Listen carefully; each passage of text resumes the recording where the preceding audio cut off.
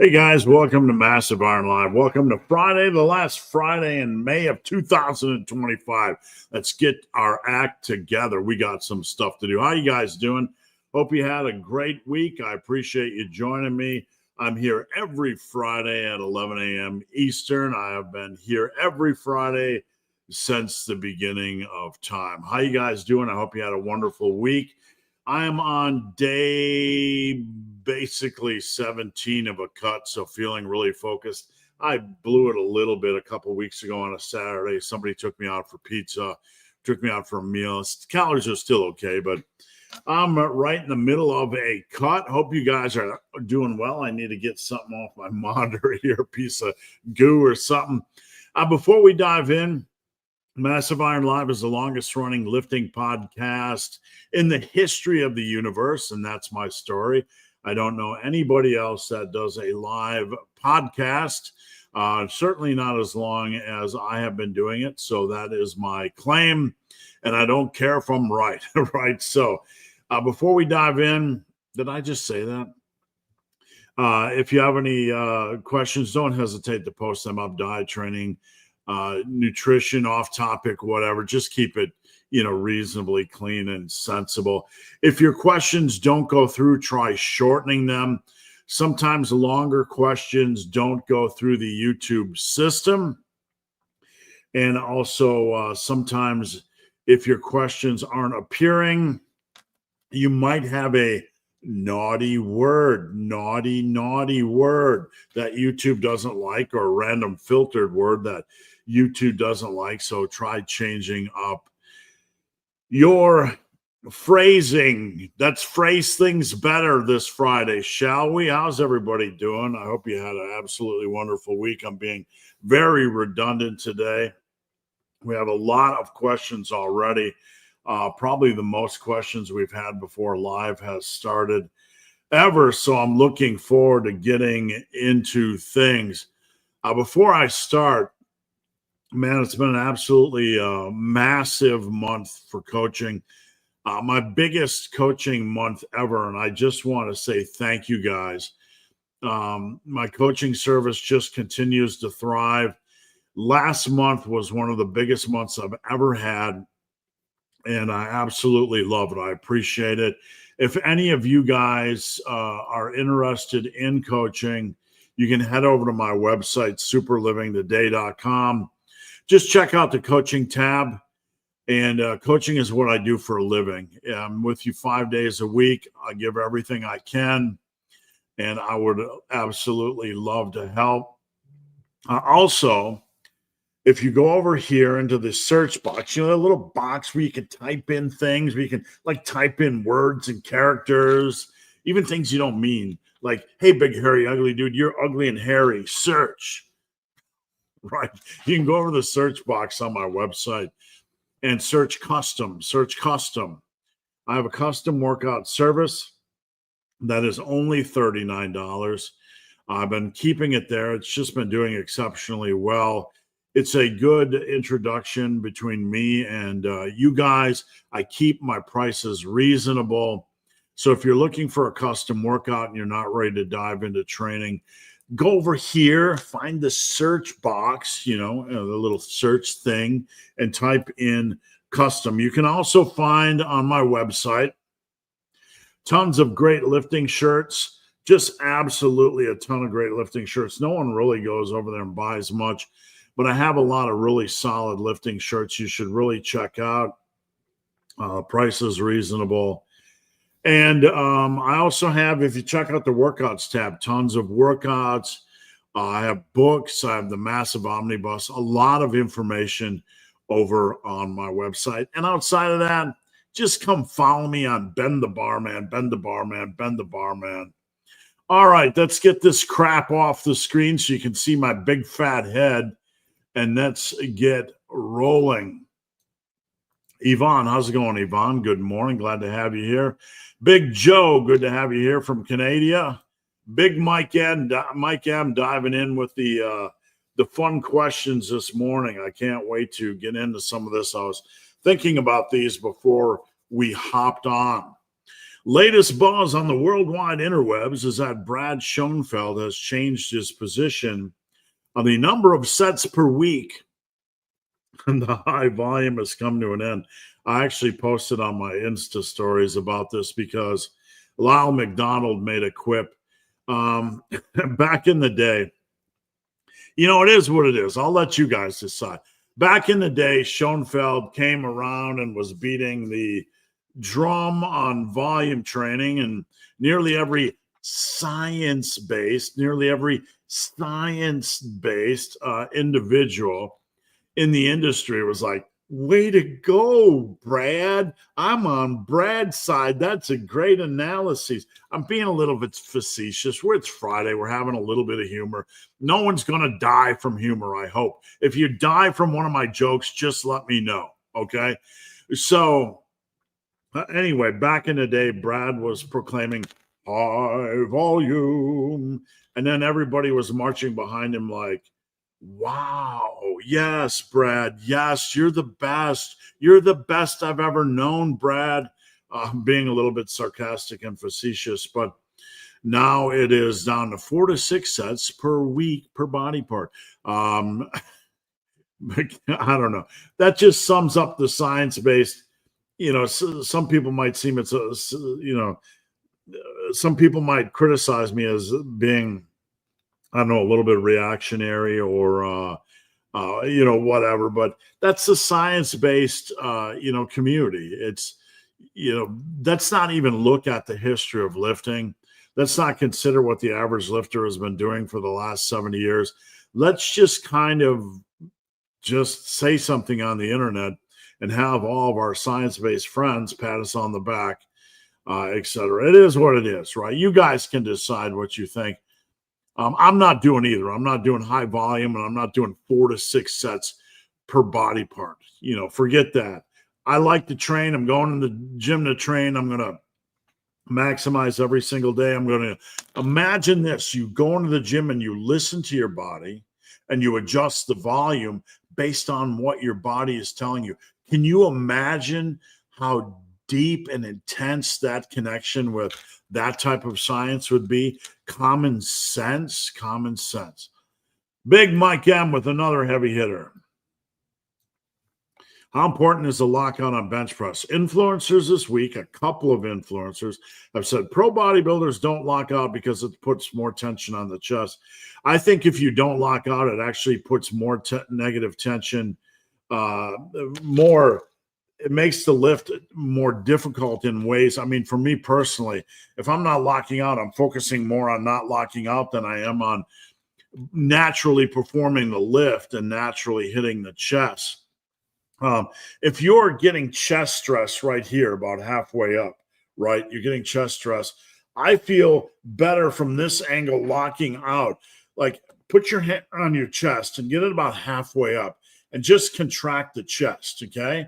And then push all the way up. I can really feel that contraction intensifying as I lock out. Are the triceps involved? Certainly. Are the front delts involved? Certainly. But I can feel, common sense wise, that when I am halfway up, I feel the tension on my chest. And when I lock out, I feel the continued tension or even the amplification of the tension on my stress. This is chronic overthinking. It does not mean you can't do half reps, but at the end of the day, nearly every bodybuilder in the history of the universe has used full complete reps and they have had no downside. You do you, but just know this is chronic overthinking. All right. Dumbbell laterals are hard to progress due to their resistance profile. Correct. Since cables and machines have a more I would not agree with you there, my friend. Shouldn't they be? I would not agree with you there. Everything is going to come down to the specific machine. A machine lateral, a cable lateral. Cable laterals or cable setups can be even more frustrating, generally, in my opinion. A lot of the cable setups at gyms, you might have to jump from 10. You're handcuffed to like 10-pound jumps a lot of times on the stack, or even 15. And sometimes moving up on those jumps can be even more difficult than dumbbells. I find dumbbell laterals far better than cable laterals. You might have a cable station that feels better for you than dumbbells. That's fine. Go with it. Doesn't matter. Machine, lateral stations, it really depends on the machine, but whatever you feel is giving you the best bang for your buck is the way to go. So there's no blanket answer to this. How much emphasis should the upper chest be given in a program related to overall? You don't have to overly obsess about the upper chest. If you're doing flat bench and you're doing overhead pressing, your overhead chest is going, or your upper chest is going to get hit in that exercise profile. If you want to add in an incline, a slight incline dumbbell or barbell press, you can certainly do that. In my heyday, in my peak, what I would do was I would lead off on day one with the flat bench, and then I would do an incline dumbbell bench. And then week 2, I would do incline bench, and then my secondary exercise was a flat dumbbell bench. You could even rotate that type of thing with flies. Do you have to do this? No. Would there potentially be some upside with this exercise variation? Yes. The only downside is if you're so stapled to the bench press that you can't possibly leave it every week to do an incline press. There's no downside in adding a little bit of variation. Potential minor upside, but do you have to do it? Does the average individual need to do this? No, not at all. The average individual does not need to do this, but you can certainly do it. I mean, I think one of the best ways to introduce this is to do like a regular bench press and then alternate between an incline and dumbbell, an incline and flat bench, a flat dumbbell bench every other week. You can certainly do that. So there's no harm in doing that. That's a good way to introduce it, but don't overly obsess about the upper chest. It's going to get worked in a reasonable way, between doing flat bench and overheads, and then you can kind of add in one incline exercise a week or every other week if you want. You should be fine. All right, so another question. Let me just get this set up here. All right. Do you bother with hammer reverse curls? Not generally. Reverse curls aggravate me personally. I'm not saying you can't do them. I have a couple clients that do them. If you have the time and the energy, you can try to squeeze them in if you want. But reverse curls annoy me because I feel more stress on my wrist. So I don't specifically like that exercise. Hammer curls, again, if you have enough time in your week where you can work in hammer curls, do so. So my kind of structure is I want my lifters, my clients, I want you guys to get in a couple exercises, just regular bicep exercises each week. And then if you have time, we can start to explore like adding in a hammer curl or even a reverse curl if you want to mess with things. If you want to mess with things and you're not sure, I would do both the hammer and the reverse and alternate them every other week. What I am doing right now for a lot of my clients is we're doing massive curls, which is 8 reps of strict curls, followed by 4 reps of cheat curls, followed by as many reps of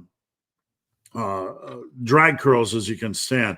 We do 2 to 3 sets of massive curls. If you're not familiar with this, in my opinion, this is one of the best ways to train your biceps. Just an intense method. I absolutely love it. Most of my clients love it. I can't really recall any client that doesn't enjoy it. After that, I am having a lot of my clients do seated incline presses, not at a dramatic angle like Dr. Mike, where you lay flat and try to do something ridiculous, right? But just a little seated incline curl. You can also do standing dumbbell alternating curls or easy bar 21s or anything like that. So my tier list is you want to get in a massive curl or easy bar 21 or just easy bar curls, and then a dumbbell variation like a seated incline dumbbell or an alternating dumbbell curl.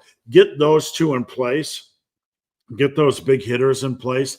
And then if you have room afterwards, you can do like a hammer curl, or you can do like a football bar or a Swiss bar curl. You even see some easy bars with like not easy bars, but some of the hammer bars or curl bars. Those you don't see too much at the gym. Machine curls, cable curls, hammer curls, whatever you can fit in after that, in a week, go right ahead and do so. Do you have any unique tips for calves you found from experience? Number one, and I'm not saying this to you, I'm saying this in general.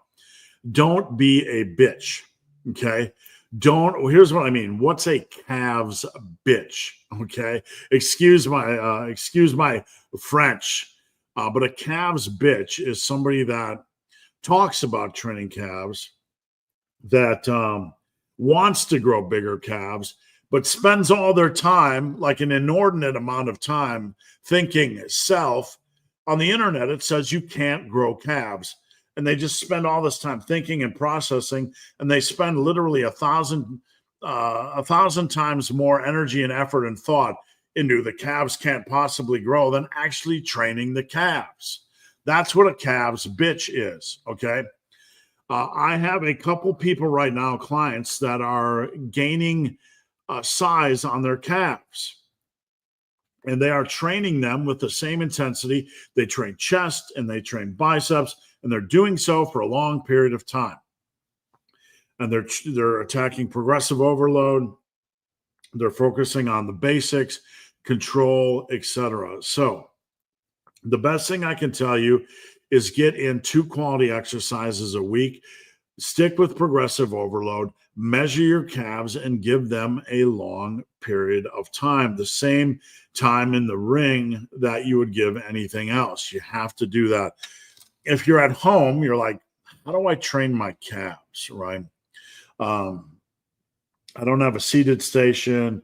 A lot of the calf exercises seem lame. One of the things you can do is a rocking calf raise. So you put your barbell in your squat rack or your power rack or whatever.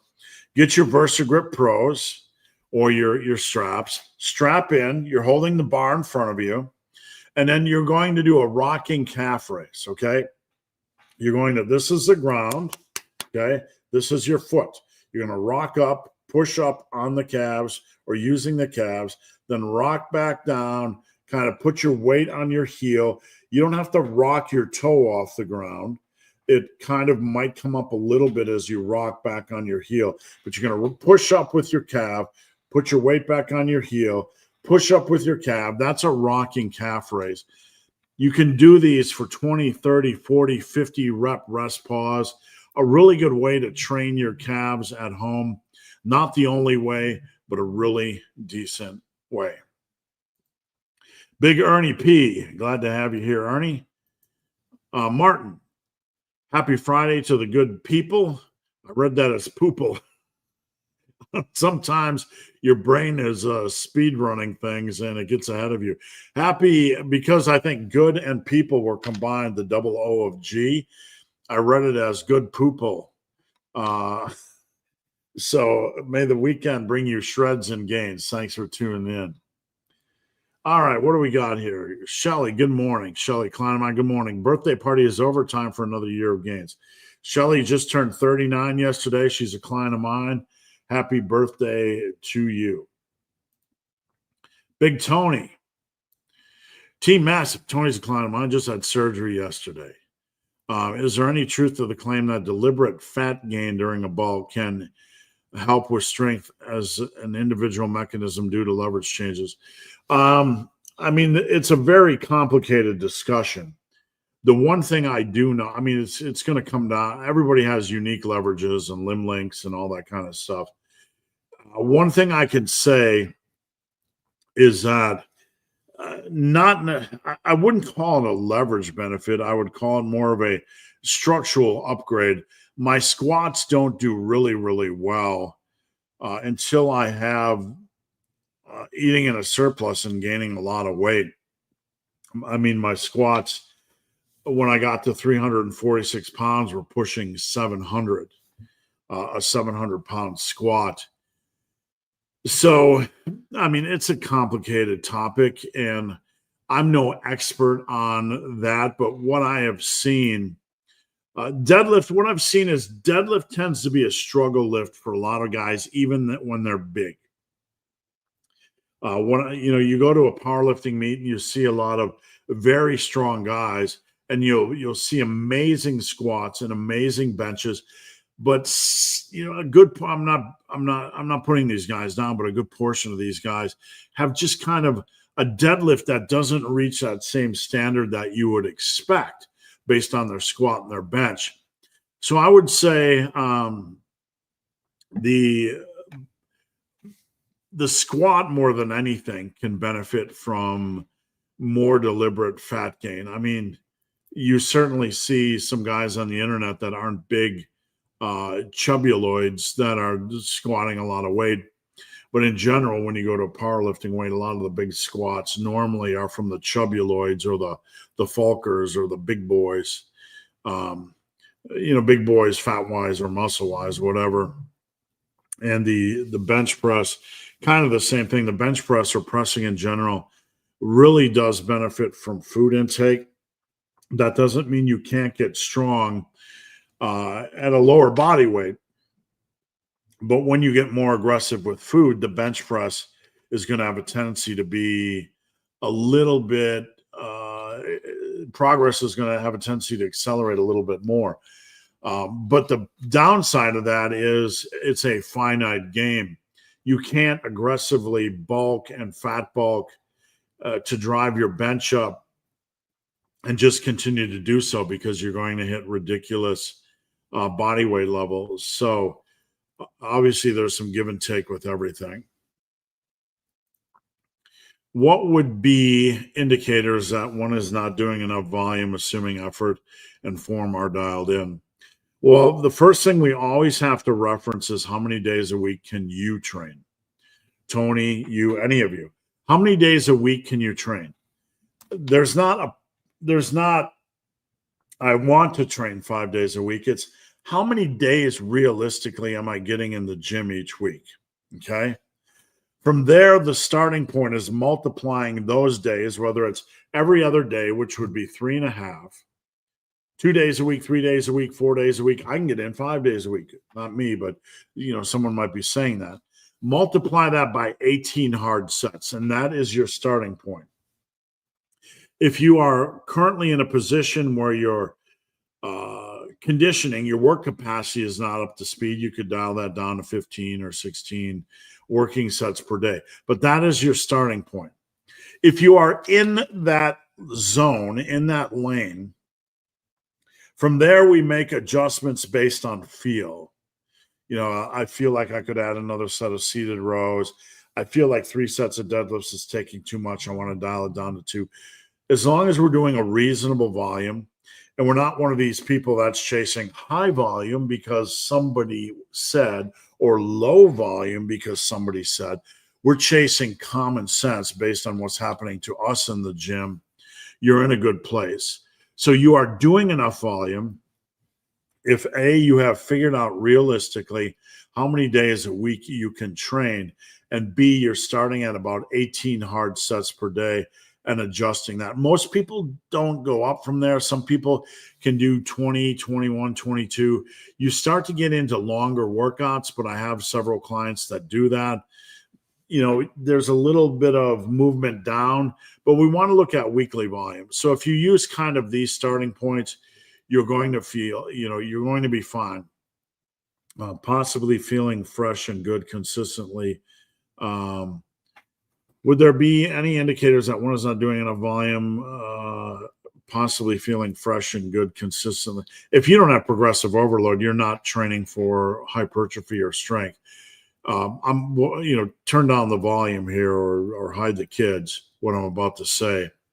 If there's absence of progressive overload, you're not training hard enough. You're just fucking off.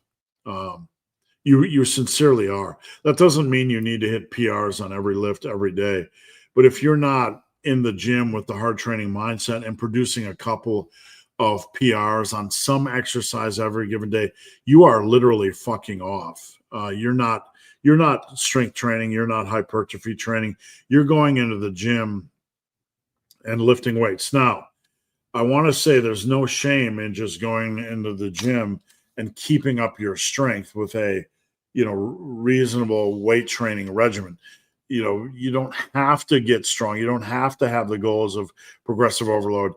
Maybe you don't want to build muscle. Maybe you just want to maintain strength. Any activity is good activity, but that activity is not muscle building. That activity is not strength building. So if somebody is not progressively overloading, they are just doing junk volume related to the muscle building and strength building process. Okay. If Grandma Jones is 70 years old and she's in the corner in the gym doing 20-pound curls and 40-pound lat pull downs, and she's never trying to get stronger, we don't hate on Grandma Jones. We respect Grandma Jones because she's trying to maintain her strength. But if she was trying to build muscle and build strength, but never progressing and never making the attempt to progress, then her volume would be junk volume. She probably would be feeling fresh and good. I like to be able to, I can train 2 hard days in a row. And usually on the third day or the third morning, I wake up and I feel a little bit like, I need extra coffee. I feel a little bit sluggish. Not always. But I can kind of tell after 2 hard workouts that taking a rest day is probably a good thing. What are some things that you evolved your stance on training wise as a result of CIA? What is CIA? I don't know what CIA means, but Tony's a client of mine, so I just got lost with that one. So we'll just skip the CIA. Maybe I'm missing the acronym. What are some things that you evolved your stance on? I used to not like Smith machines. Because I used to be more of a barbell guy. Not that I didn't love dumbbells. But coaching taught me that there's a lot of value you can get out of Smith machines. It was more a reactionary juvenile attitude, from 20, 25 years ago. And we all grow up and mature a little bit there. It was just, more the hardcore ball beating, chest beating, gorilla chest thumping, do your barbells. What are you doing? A Smith machine for you, whatever. But I'm long past that. The deadlift and the squat are hard lifts to master. There's a lot of value you can get out of a Smith squat, putting your feet a little bit forward of the bar, getting really good depth. I have a lot of clients or many clients that have done the Smith squat over the years. And it's a great lift. It's a great choice. I would probably be giving it a try if A, I had a Smith squat, and B, I could actually get my hands in that position. So that's reasonable. Smith deadlifts, not a big fan. Smith RDLs can have value, other things like that, obviously. The Smith bench can have a lot of value. The Smith overhead press can have a lot of value. Would I do only Smith? It depends on the individual and how hard they're training, but that's one of the biggest things I've changed my opinion on. Maturing and learning, I've transitioned some of my stress or focus from squats and deadlifts onto a wider variety or wider base, or not an over focus on them, simply because when you start coaching in the real world, not just saying things on Instagram posts and making content that isn't grounded in actual training human beings, you learn that yes, you're seeing a lot of people squatting and deadlifting online, and they have perfect form and they look glorious. But when we are under the bar, when I'm coaching people, the squat and the deadlift can be the most technical to learn and the most unforgiving. So reducing volume a little bit on that, giving yourself more patience, more time on that, not over relying on those. They're perfectly good exercises, but you don't have to do them. So not an over reliance on them and not an over reliance on the volume of them. I love these lifts, and you guys know I love these lifts, but we have to be realistic. I've been working with some people for 3 or 4 years that still have inconsistent deadlifts. They're not bad people. They're not idiots. It's just harder lifts to learn. They're harder lifts to master, and we have to take our time in the meantime and just make sure we get them up to speed without jacking people up. I really haven't changed a lot. The only other thing, and somebody brought this up the other day, my videos go back a long, long time, and I often get comments that my content is very, very consistent over these years. It's not something I try to focus on being consistent. My message has just always pretty much been the same. I think someone mentioned to me a video where I had talked about don't lose more than 2 pounds a week. This was kind of, one of I think the lingering fear culture things that I had from back in the day, that if you lost weight too quickly, there was a negative. But there's not. You're going to do a short-term cut, a long-term cut. We need to get the fat off. We do. A long-term cut, you're morbidly obese or obese. We need to get the fat off. We're not worried about muscle. If you lose a little bit of muscle memory is real. It'll come back when you're done. A short-term cut, same story. Get the fat off. Let's get back to the glorious days of bulking. That's really, really where we want to be. So that's one of the big things I've changed.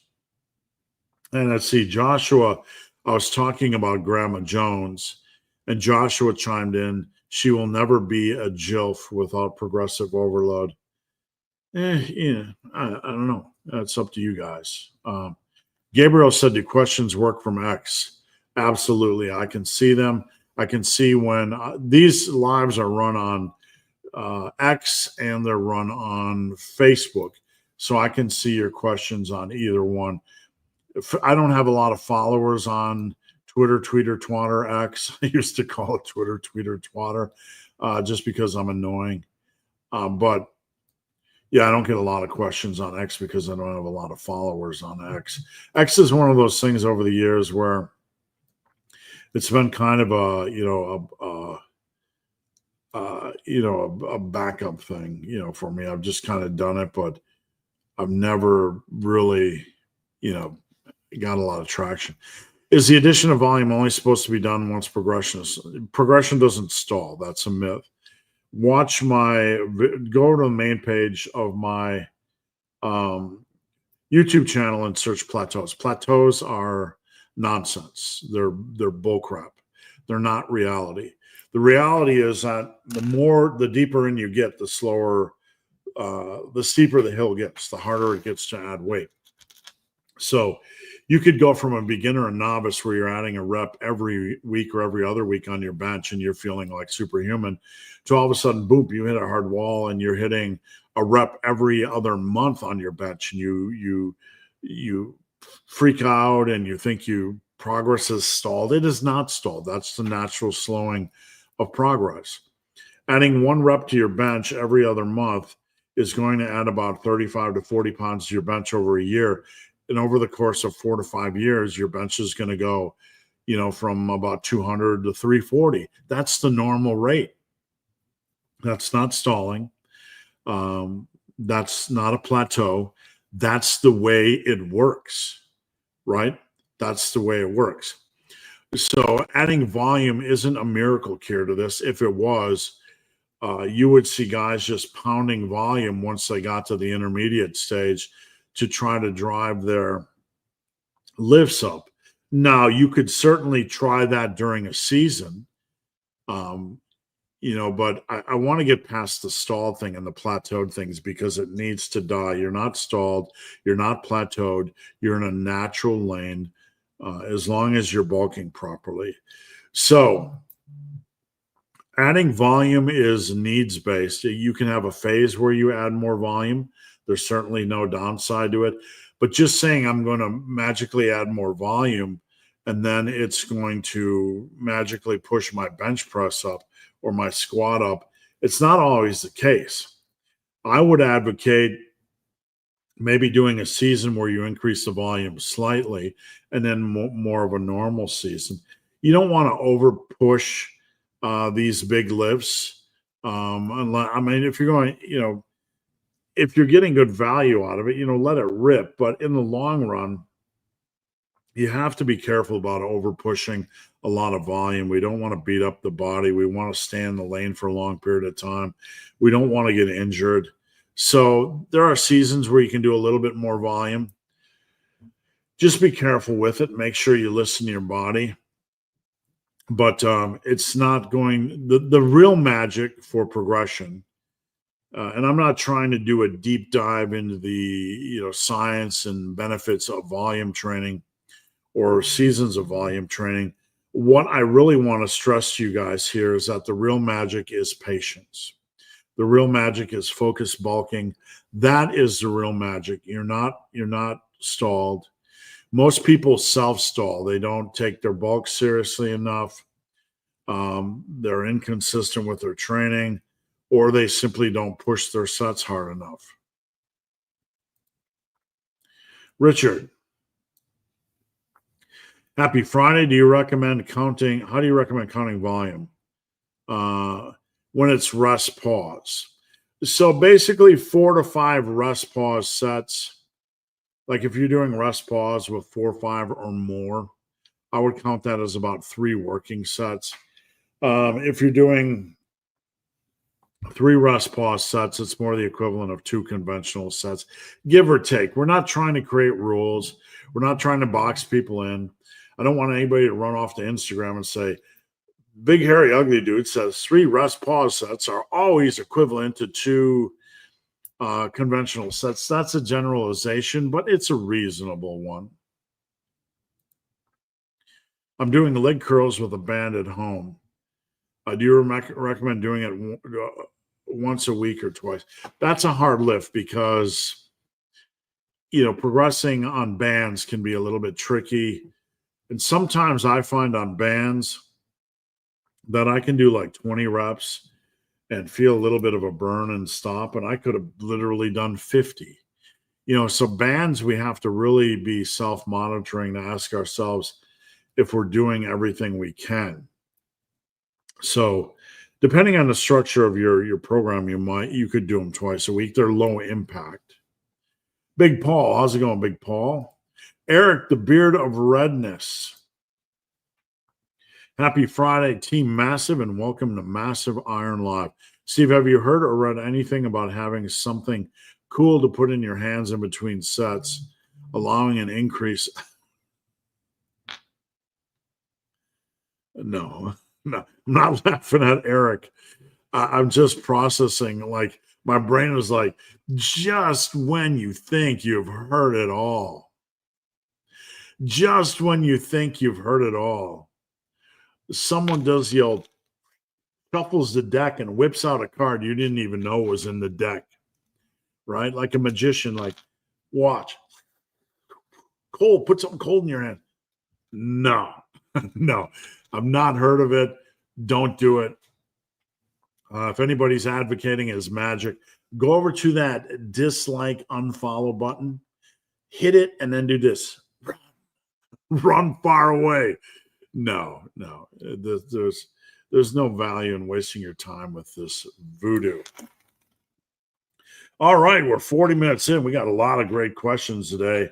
I'll stay on as long as you guys got questions. I only have I don't know if you could see, barely any coffee left. And I didn't have any water, no Monster energy drinks. I only have a couple sippies to get me through. What's the B stand for? I really don't know where I got this mug, to be honest with you. Maybe it stands for big. Maybe it stands for bacon. Maybe it stands for bourbon. Maybe it stands for beer. Maybe it stands for boobies. Maybe it stands for buttocks. Maybe it stands for, but we're here for your questions, so shut up and get to the questions. All right. Maybe it stands for balls. At 120 pounds maintenance weight, eating 1,600 calories, got a fluffy fat, but don't want to eat less. I would not eat less. If you're skinny fat, you need no recomping. Recomping is a term you need to ball up. You need to ball up and throw in the garbage. We're not going to maintain. We're not going to main gain. We're not going to recomp. We're not going to plantain. What is plantain? Why do I say plantain? It's planting yourself at a scale weight. And I don't think I've ever mentioned this before, but it was kind of the mental, imagery I had when I came up with plantain, main gain, gaintain, planting yourself on a scale weight. So you can write that down and send that off to the internet as a fact. No, you're likely skinny fat because of your weight. You don't have excess fat. You have not enough muscle. You don't want to stay at 120. You're plantaining. You're planting yourself on a scale weight. Increasing. You know what? You need to go with the math that is given you. You can't magically increase your maintenance calories. You could gain 30 pounds over 10 years of muscle, and this would maybe increase your maintenance calories by several hundred, but that's going to require 10 years of grinding it out at the calorie intake you have. I don't know your calorie intake, and I don't know how valid it is or accurate it is, but that doesn't matter. You have to play the math game that you are in. You can't change the game. There's no matrix. There's no stepping out of the matrix or taking a red pill or a blue pill and entering the matrix, and all of a sudden you have a different metabolism. You have to play the game that allows you to be in a lean bulk, gaining about 1 kilo a month, maximum 2.5 pounds a month. And you have to build muscle in that lane and get as strong as you can and train as hard as you can in that lane. And that will build muscle. That's all you can do. There's no magic matrix. There's no magic secret. There's no magic circumventing or rewiring or hot wiring or magical tips for boosting the metabolism. If you want, what will really boost the metabolism? Going out and walking 4 hours today. If you really want to eat more, that's literally what you would have to do. An excessive amount of additional activity, right? Is it worth walking 2 hours for 500 calories? Is it worth hiking 4 hours for an additional 1,000 calories? Maybe on the weekend, right? I'm going to go for an 8-mile hike on the weekend, and I'm going to eat a big-ass cheeseburger.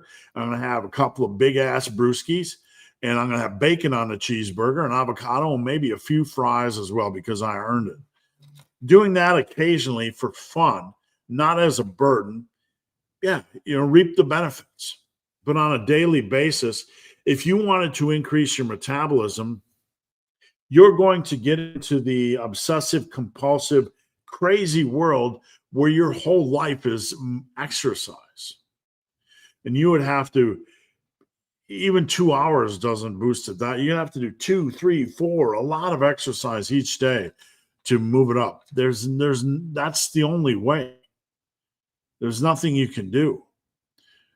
So you have to play the game you're in, and you have to make sure that mentally we stay healthy and don't get involved in any unhealthy relationships with movement or food. Nolan, what's going on, Nolan? A client of mine.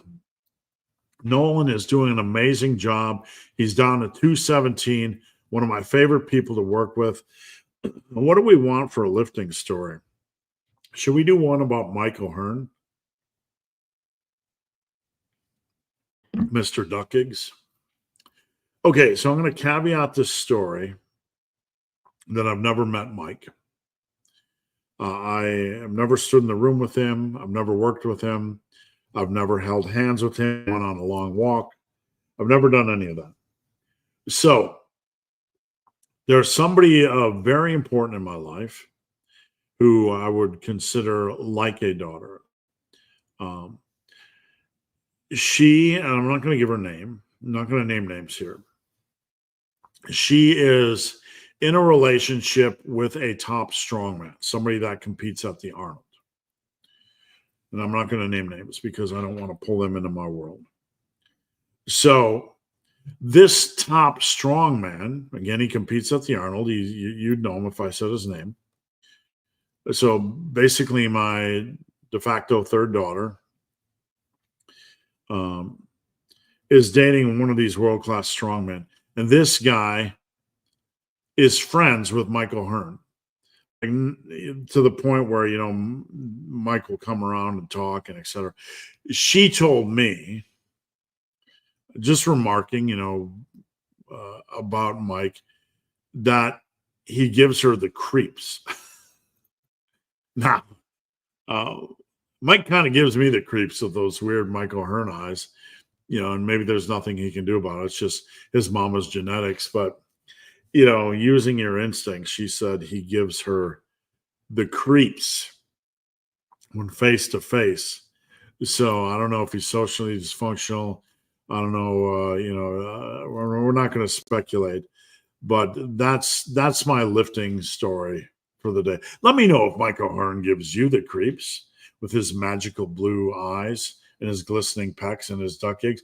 Justin, how's it going? Justin, good morning. Good to have you here.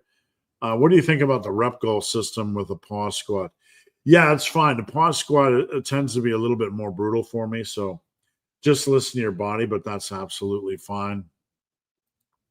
Big Lucas, do you still believe the overhead? Well, absolutely. I've never stopped believing it. It is exceptionally quality for the delts. There's really no other quality way to build the side delts. Upright rows are average. Side laterals have a limited progression opportunity. The upright row or the overhead press is essential for building big side delts. It has to be in place. Yes, an overhead press is going to use your front delts. Yes, it's going to target your front delts a little bit, but so does the bench press. That doesn't mean it's not hitting the side delts really effectively. A lot of my clients that are attacking the overhead press will see the same thing I see. When I am doing a lot of overhead work, I get side delt pumps. Initially, when you go into the gym, your front delts are going to take a lot of stress. You're going to notice your front delts feel weaker. Your front delts tend to get sore on bench press, et cetera, et cetera. But then you'll start to notice those side delts taking over once the front delts get up to speed. So if you are attacking the overheads, you will start to notice side delt pumps. They're very, very effective at hitting the side delt, and a good tool in your toolbox. It's the primary tool for your side delts, in my opinion.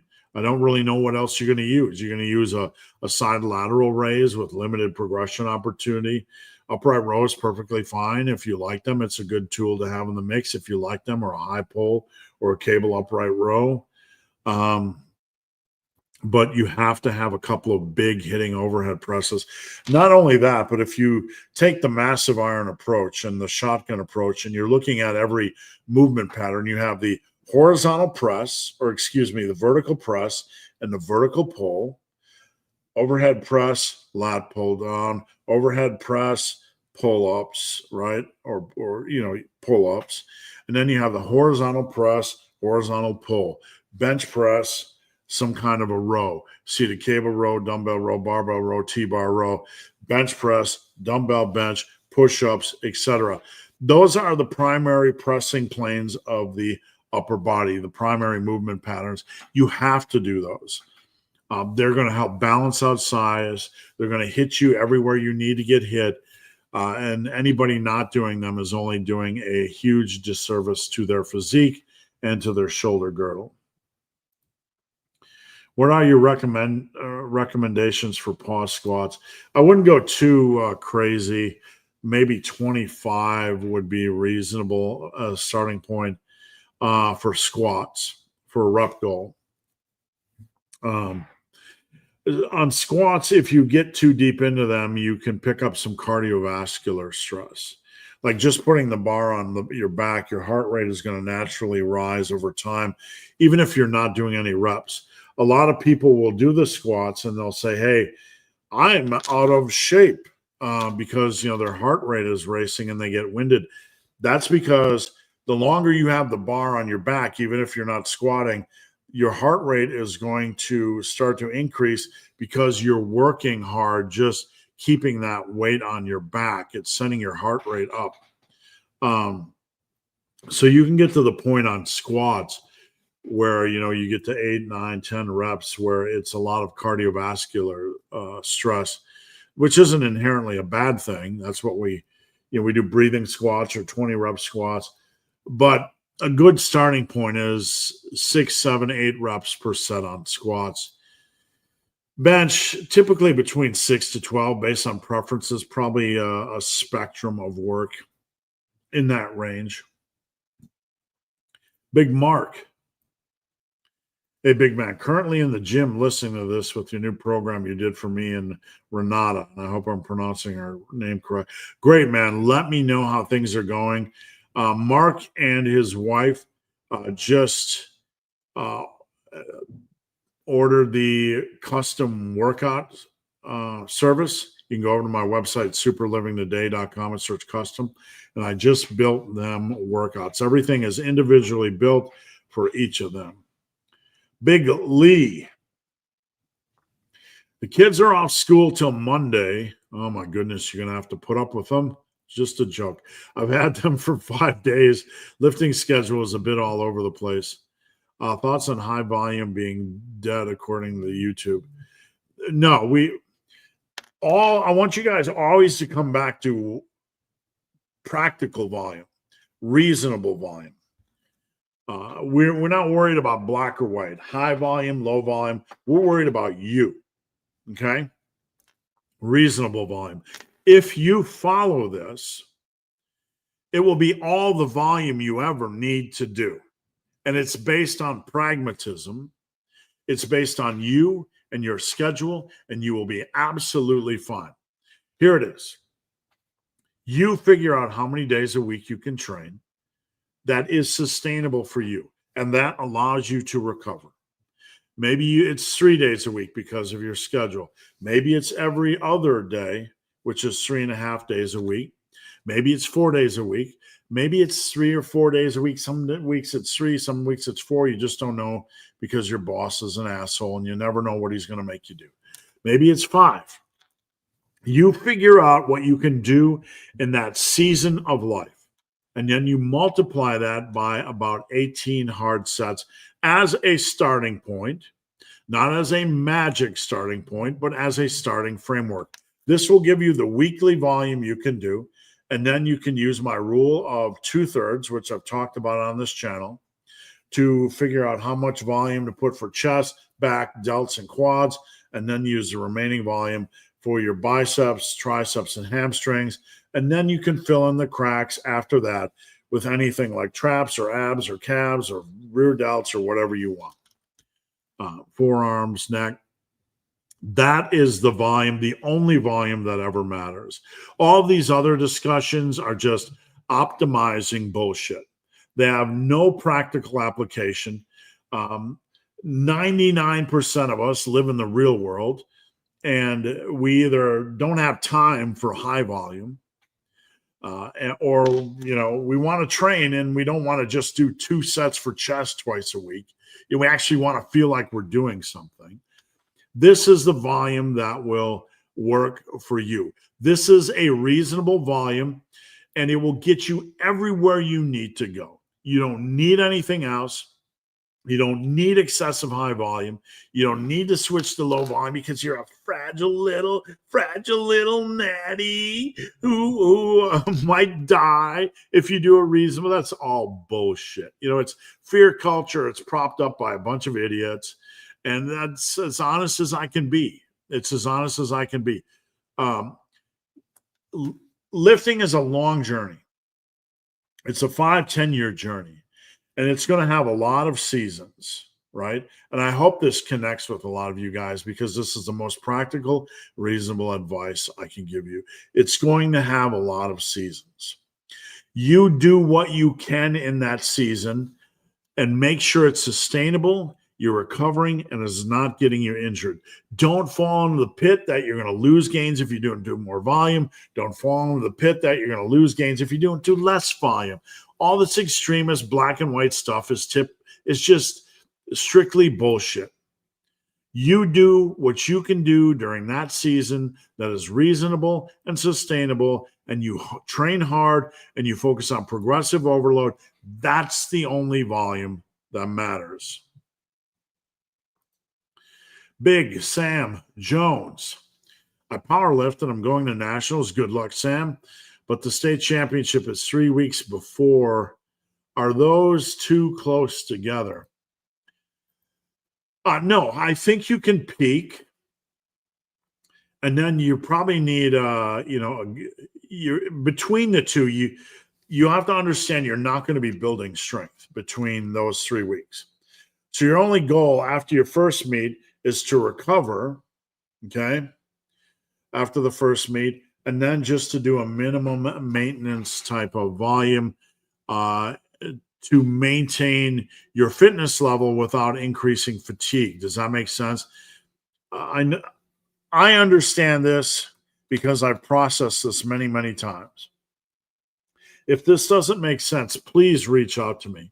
I'd be glad to dive into things further. Any of you guys can join Discord. Check out the link to the video earlier this week. The description box, you can join the Discord. I'm always there for questions. I have a Q&A section. You can always reach out. I try to answer the questions every day. And you can go into DM if you want. If you don't want to join a Discord, you can hit up my Instagram, Eppin the Barman, and just DM me. I'm always there to help. Big Lee. Any advice on weight sled work? Not really for hypertrophy. I mean, it can be an end cap and a finisher. It's not going to be a primary mover for hypertrophy. I want to make the most out of it, and it only costs 13 quid. So I understand. I used to have a sled myself. On posterior days or leg days, you can do like weighted pulls or weighted pushes. You just want to progressively overload them reasonably. You don't want to go into the gym and just start piling on big, huge plates. Get a structure, get a plan. How many back and forth sets are you going to do? What weight are you going to use? And then just slowly start to progressively overload them intuitively when it makes sense. You can use a sled to do like rows. You can use a sled to do curls. You can use a sled to do extensions. You can do a lot of fun things with a sled if you have the proper setup, but it's more in a finisher type of role after the meat and potatoes stuff is done. Let me know if that makes sense.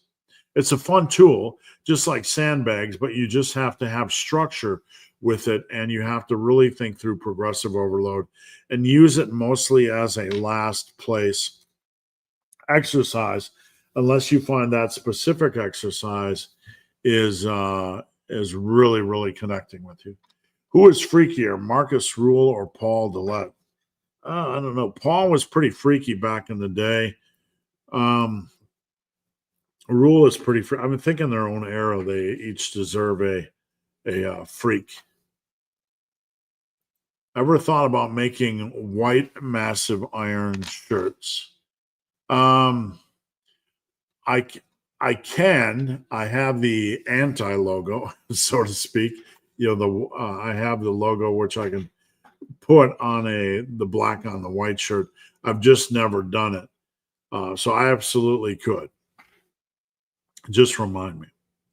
Kind words from Alpha Destiny. Yeah, some of my. I mean, I'm just going to be real here. You know, I'm never trying to play influencer. I don't give a shit about influencers. I didn't start this to be an influencer. I don't give a shit what the influencers say. You know, I'm just going to shoot you guys straight. I'm just a guy in the gym that loves what I do. I've been very blessed over my life. I just started training in the gym, started writing about lifting, ended up being an editor in the fitness industry. That launched me into working with everybody, training with everybody, interviewing everybody, talking to everybody. It's led me down so many amazing places in my life. I never expected to be here when I started, but man, I'm so thankful I am. I really, really am. And, you know, I'm not going to be shy and say Alpha Destiny's words didn't bring a little bit of, you know, a little bit of emotion. They did. I didn't sit there and bawl like a boo-boo baby, but man, I mean, you work hard to do everything you can to help people and give as much as you can on a daily basis. And those words meant a lot because YouTube is also a vile, filthy place. And social media is also a vile, filthy place. And in life, you know, you have to take the good with the bad. I welcome criticism. I try to learn from everything. But, you know, any form of social media is always going to have some people that just hate you for being you or hate you for saying something they haven't yet come to grips with. You know, they don't understand. Like if I say squats and deadlifts are very hard for the average individual to master, and they take a longer period of time than most people suspect, you're going to get some people out there that think I'm an idiot, that don't see what I see. You know, so you get a lot of hate comments, you know, stuff like that. You just learn to ignore them. But when somebody actually takes the time to say something nice, you know, it means the world. I hope you guys don't mind. I'm going to be a little bit of self-indulgent. If you haven't seen the video, I'm going to share the clip with you, and then we will move on to the questions. But I would like to share this, and I hope that's okay. It's only, what, a minute and a half or whatever. Just let me find the video.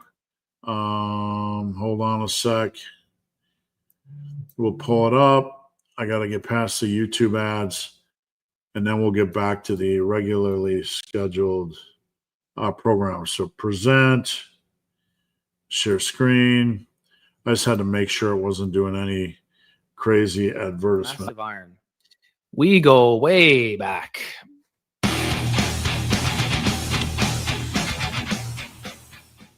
I started following Steve. Must have been 2012, maybe 2013. I originally would read his articles on muscle and strength or muscle and brawn.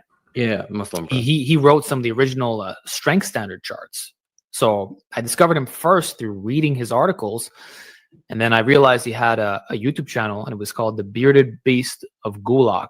Yeah. And he was training at home in his dungeon. He was still fat at the time with his big beard, but he was super strong. I think he had said that he had done a 315 behind the neck press. And he inspired me a lot regarding his delt training advice, saying that presses did the most for him, you know? And, you know, we've been talking for a number of years. He's always spoken good about him. I've said the same thing. And he dedicated his life to the iron. And he went through a massive weight loss transformation, got healthy, inspired the world. He's a coach who has a lot of clients, the experience to back it up. He's worked with every expert in the field, not just here in YouTube Fitness, but in person. Mm-hmm. You know, he used to work for Tiger Fitness and do a lot of collaborations. You know, every big name you could think of, all the best bodybuilders, even Ronnie Coleman, like he's worked with them all. So he is a massive source of inspiration and information that you can never go wrong with Steve Shaw. He speaks from the heart. He's no BS. He's not here to fool you, and he's not here to be your typical influencer.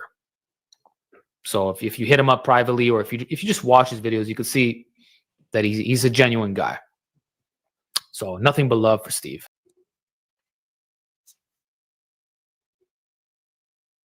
All right. Just kind of comes back. Thank you, Alex. Probably the kindest words anybody has ever put on video. So I just can't thank him enough. All right, let's move on. Mohammed, Max D here. Thanks, Team Massive. I'm eating whole chicken on a cut. How do you track it? Dark skin meat and all. You have to kind of guess. And thank you for the awesome community. Thank you for being a part of it. You have to kind of guess. I mean, at some point, you have to maybe, we can get the whole rotisserie chickens in America, and you can go online and say how many calories are in a whole rotisserie chicken. I would use ChatGPT. I would use online tools. You're going to have to do some deductive reasoning at some point. You're going to have to go on and, kind of figure out, you're probably going to get a little bit of variance from, different sources. Like one will say it has this many calories, and the next one will say it has 100 more calories. What I typically do personally is if I get mixed signals and one says something's 800 and something says something's 950, I tend to go on the high end, like maybe 1,000. Simply because I would rather be cautious than to trust any of these calorie calculator things when I don't know them to be 100% accurate. Who is the biggest natural lifter you've seen? We did kind of piggybacked on what Alex Alpha Destiny just said. I've trained with a lot of them, man. I've really trained with a lot of them. The Hodge twins are the biggest lifters I've seen from YouTube Fitness. TRT,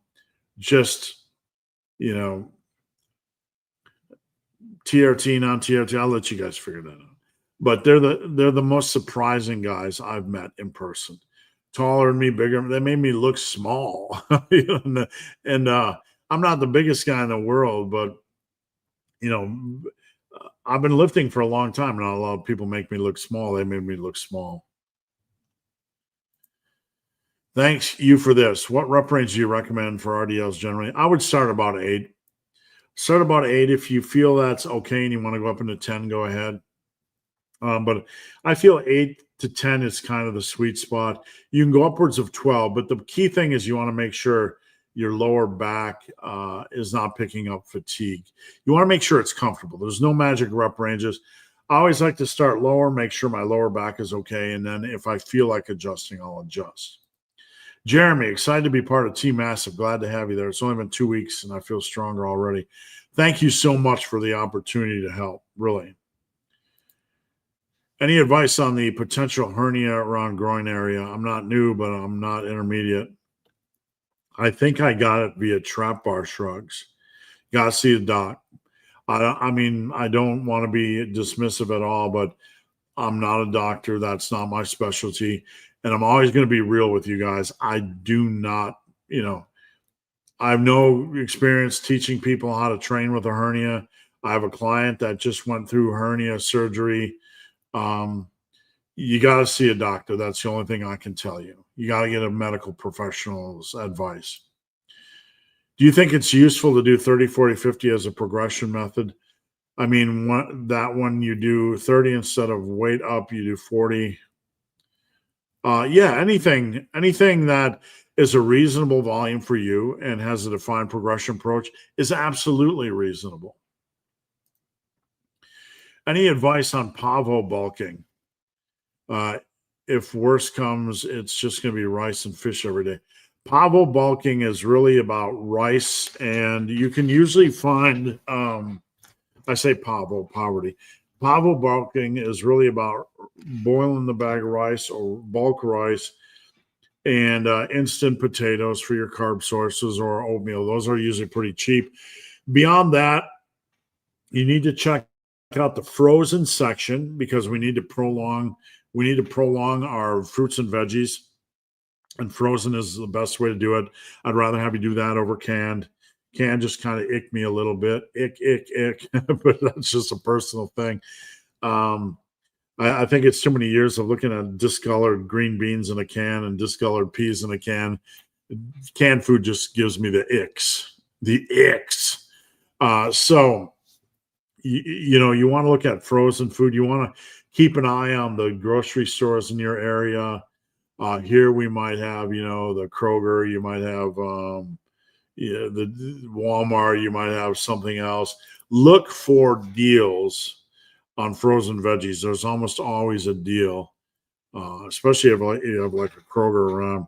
And then when it comes to meat, you want to go and look for the stuff that's almost out of date that they're trying to discount. You have to be a little less picky. That's the best thing you can do for pavo bulking. If you need to step down and do ramen noodles, I think even rice is cheaper than ramen, but ramen noodles work. If you need to step down your protein food choices, if fish fingers are on, chicken tenders are on deal or whatever, and you're just trying to get in some protein and calories, you got to do what you got to do. But that's my best advice. Big Jeff, good morning. Good to have you here. And thanks for everything. Thank you for your support. Can you be classified as a natty if you have Botox? Asking for Mr. O'Hearn. That's a very funny and interesting question. Duck eggs and Botox. If you notice one pec is slightly larger, no. There's really nothing you're going to be able to do other than just build up both and things will equalize.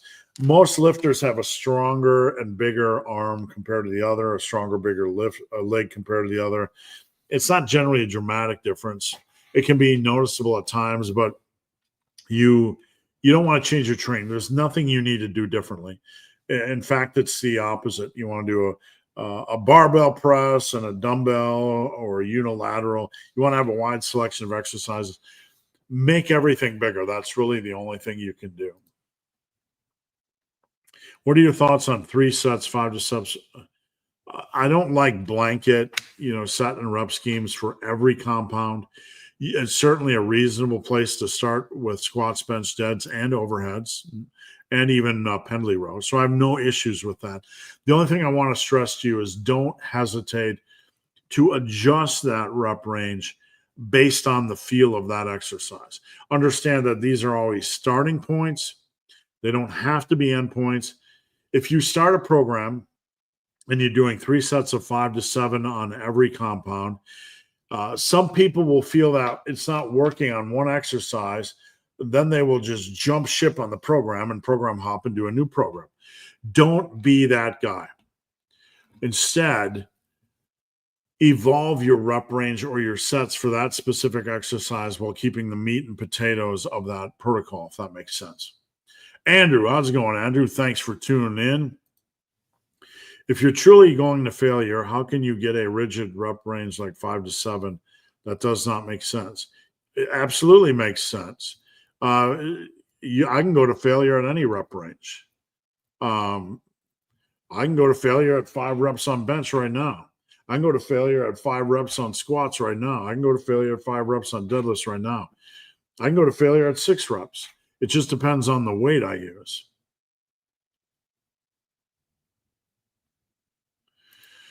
No problem setting twice a week, no problem setting a goal ahead of time, but you do know how many reps you do with experience.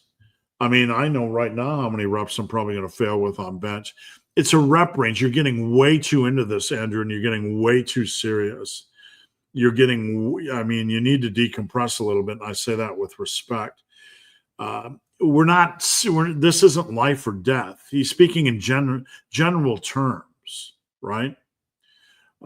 He's speaking as starting points. Don't be the guy that's trying to go all black and white and set rules.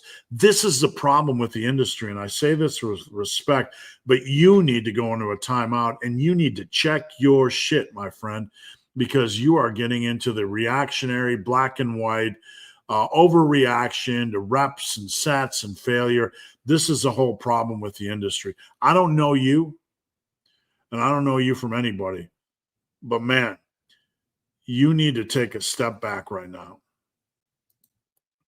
If we are aiming to gain at least 2 pounds a month bulking, but only gaining, yes, you want to increase it. I mean, the closer you ride to the edge, the closer you ride to the edge. So there's always a potential. Absolutely. You ride too fine and you're going to have too many days that are a little bit rough. If you're bulking a kilo a month, you can stay in a bulk at least 9.5 months out of the year. This is really, really a good place to be in. I would increase calories by a couple hundred a day. Tony, apologies. No worries at all. We sorted it out and got it figured out. Gamboni Law. Are lifters eating too many carbs? No. Those focused on high protein, low carb, and some fat stayed leaner. That's not true. Not in my experience as a coach. And it really comes down to calorie intake and structure. I have guys that are just Martin from Bristol is crazy lean right now. I have a ton of clients that are relatively lean.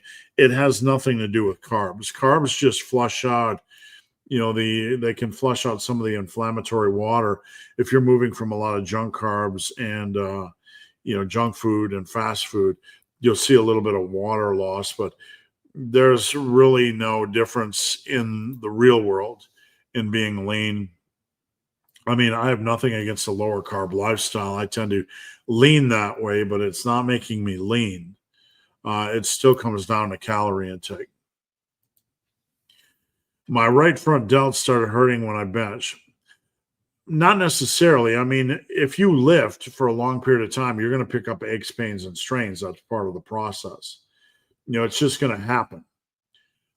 Some are good. Most are no big deal. They just take a little bit to recover from. Some are more of an intense strain or pain.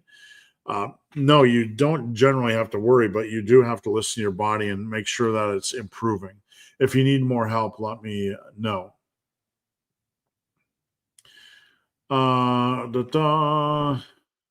Lee, favorite Marvel DC characters? Favorite writers run on any given while the kids are off school. I've been reading the early Iron Man. I like a lot of the early Daredevil. I really, really do. I collect the early Daredevil. I think the early Spider-Man run before 150 is just enjoyable. I'm an old school guy. Really, I don't know much about comics over the price of 50 cents.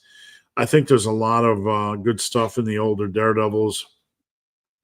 And I think really the really first 150 issues of Fantastic Four and Daredevil just are fun stuff. I used to like Iron Man too. There's just a lot of fun stuff back then. So that would be my recommendation. Me personally, while I can't read it to my kids, yet the Earth Enos run on Hellblazer just hits like a brick. Yeah, there's some. I collect a lot of. Stuff that isn't old Marvel. What is the DC Comics? Let me hit Chat GPT for a minute. Hold on for you comic book geeks. The DC Comics offshoot.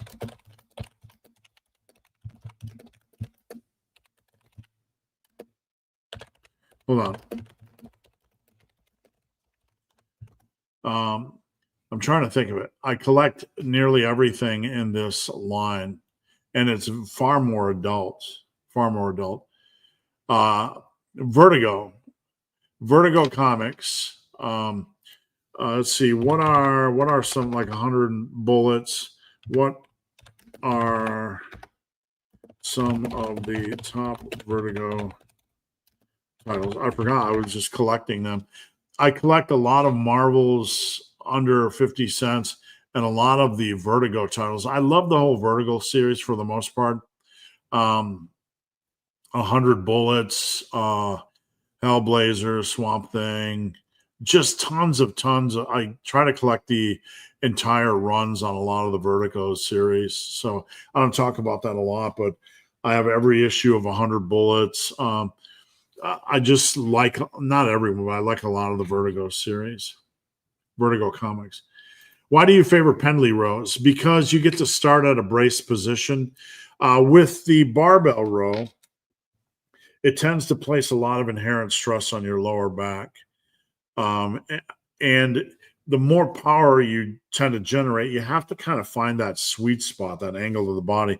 The regular barbell rows can be fine, but I find when I'm pulling off the ground, I can really brace. I can really get a good degree of focused power generation.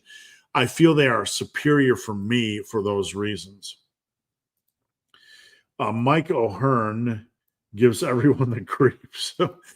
Yeah, I don't know. Those memes about him are paint him as one of the most psychotic bimbos. I don't know. I trust the person that's that he gives them the creeps, so I'm just going to leave it at that.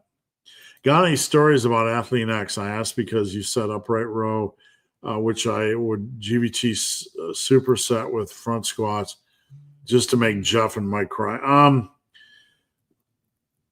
I used to know some people that used to go to the Athlete conferences, and this isn't an insult. It's just a physiological reality. So don't take it as a slap.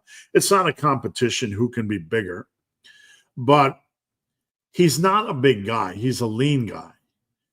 And when I say he's not a big guy, I really mean he's not a big guy. He's a lean guy. And he's a little bit smaller than you would think muscular wise. He does a great job of staying lean. So nothing but respect, but he does not know his lifting form anywhere near to the degree where he should be teaching it. I know that will trigger some Athlete X people, but I see so many form videos on a weekly basis. I don't say something is my specialty unless I truly believe it is my specialty, but form videos are one of my areas of specialty. And, it's a big area of focus for me, and I can tell when somebody really doesn't know, what they're doing per se. And, I don't want to bash on anybody. It is what it is. My dogs are going crazy upstairs, so I apologize. What advantages are there to an upper posterior versus an upper lower if you have only 3 days a week to train? Upper lowers, you got to do lower body twice a week. I don't want to do 2 leg days a week. Maybe you do. I don't. The upper body, then you have to cram everything into the upper body, chest, back, shoulders, arms. It just gets really cramped. I don't like it. I created a torso limbs to overcome this. So you do chest, back, shoulders, and then instead of a lower day, you do legs and arms. Upper posterior, you do chest, shoulders, arms, and then legs and back. It's just more enjoyable. It's not that much different. It's just more enjoyable, in my opinion. And mileage may vary. It's up to the individual. Okay. Our squat, no, absolutely not. You just need a quality selection of exercises. If I never could squat and I was 18 years old, I would do the leverage squat. I would do the leg extension. I would maybe do the Smith squat if I could fit it in, maybe the leg press or hack squat, pendulum squat, lunges, Bulgarian split squats. So many good tools for your quads that you do not need to squat. Tom, I'm using your rep goal method. 2 questions. 1, should I do absolutely, you want to do warm-up sets, especially on any big lift. Minor lifts like dumbbell bench or whatever, I still advocate doing at least 1 feeler set with a moderate weight, moderate reps. So you make sure all the muscle groups in that exercise are feeling really in the groove. Like even if I do bench and then I'm going to hop on the dumbbell bench, I want to do a couple of, I'm using heavy dumbbells, but I want to do a couple of warm-up sets on dumbbell bench to make sure everything feels good for that movement pattern, because every lift is truly unique. And the bench might feel good that day, but the dumbbell bench might not. So you absolutely want to do warm-up sets.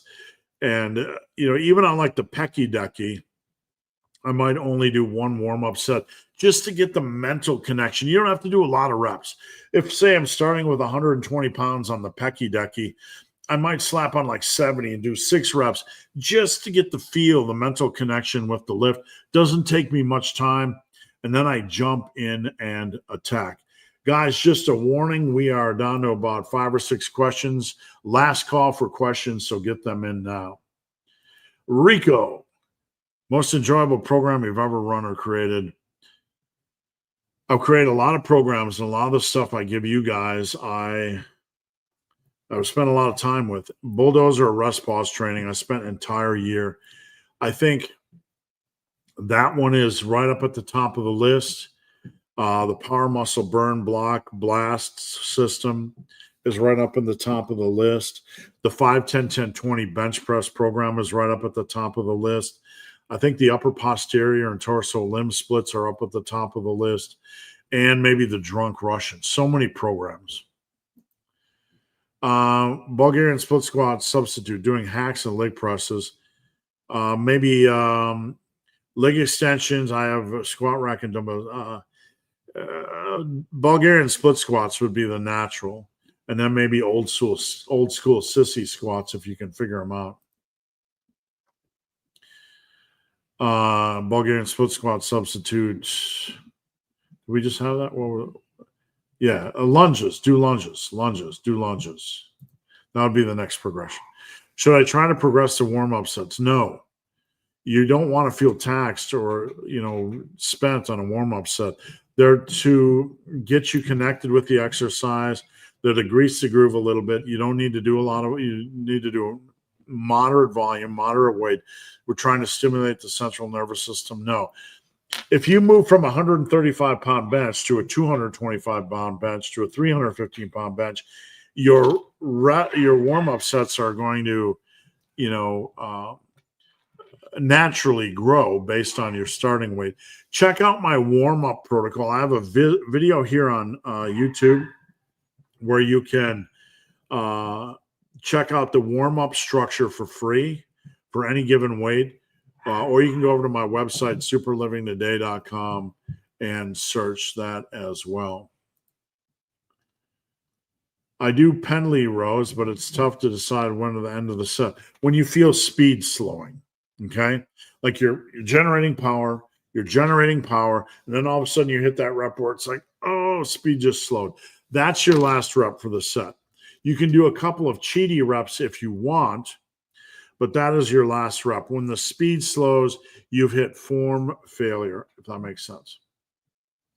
No, this is absolutely nonsense. Nutrition is not 80%.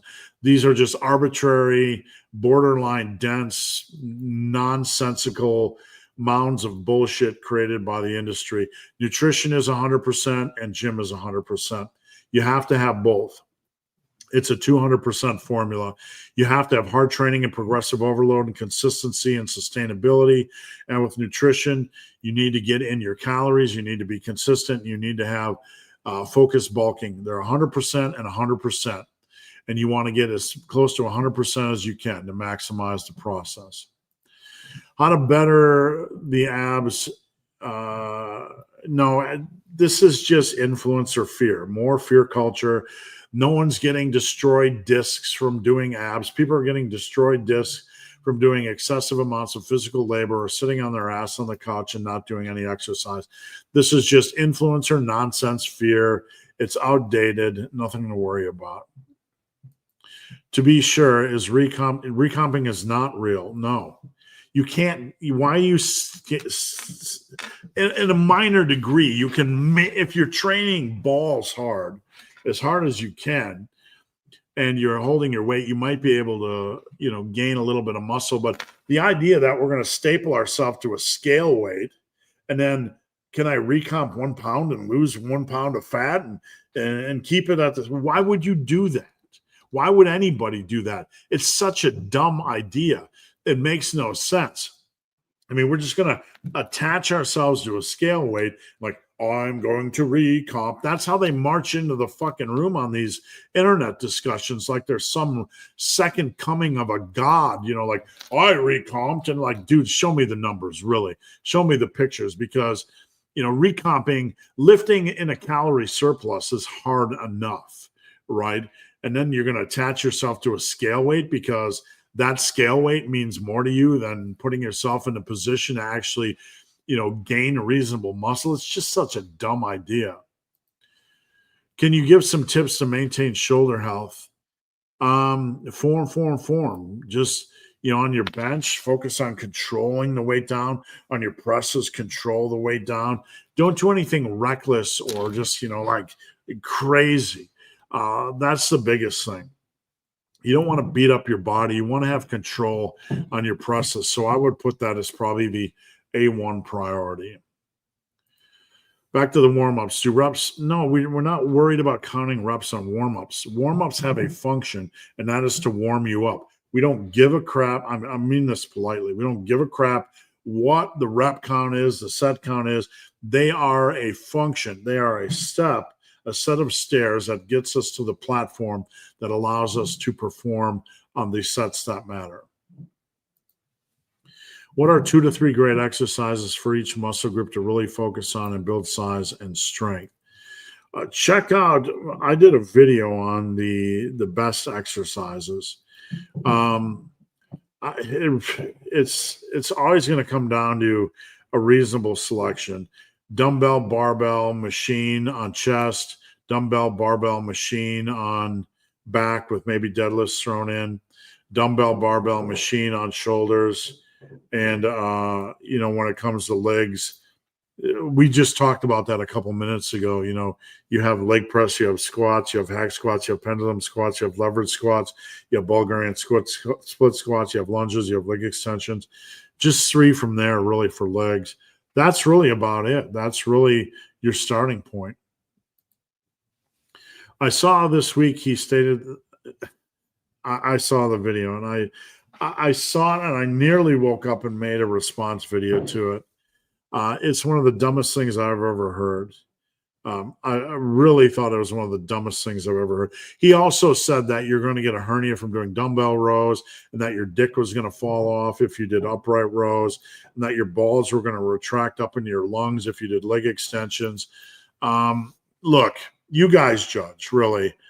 This is just fear culture nonsense. It's good for videos. Your dick's not going to fall off if you do upright rows. I'm sorry to be crude. It's just humor. You know, your balls aren't going to retract up in your lungs if you know, do overhead presses. Your shoulders aren't going to fall off. My shoulders are bulletproof. I've been doing overhead presses for 40 years.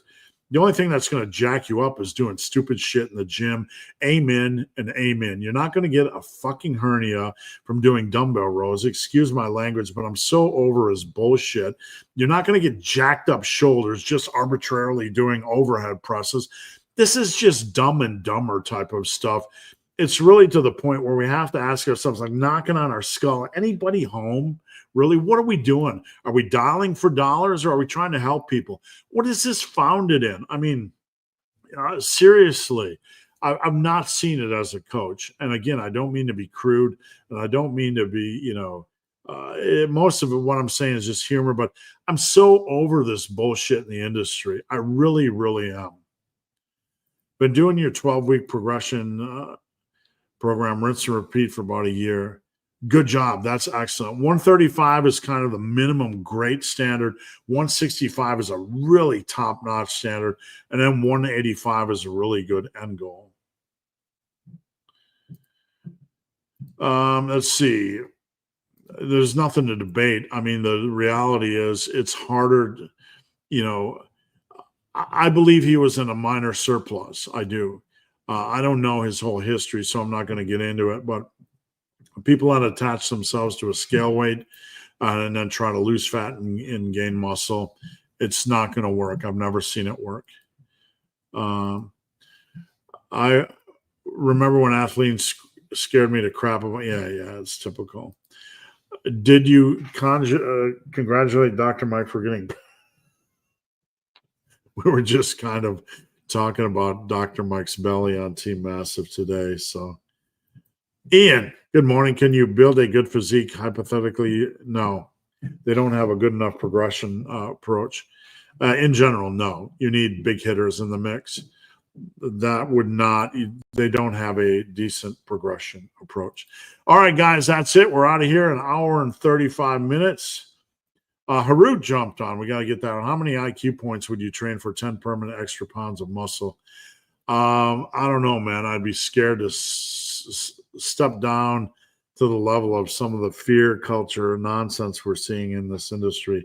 So not a damn thing. I'd rather have a little bit more common sense and 10 less pounds of muscle. All right, guys, thank you so much. Come back next Friday. I'm here at 11 a.m. Eastern. Please head over to my website, superlivingtheday.com. Sign up for coaching right now. I will see you guys next week, and I am out.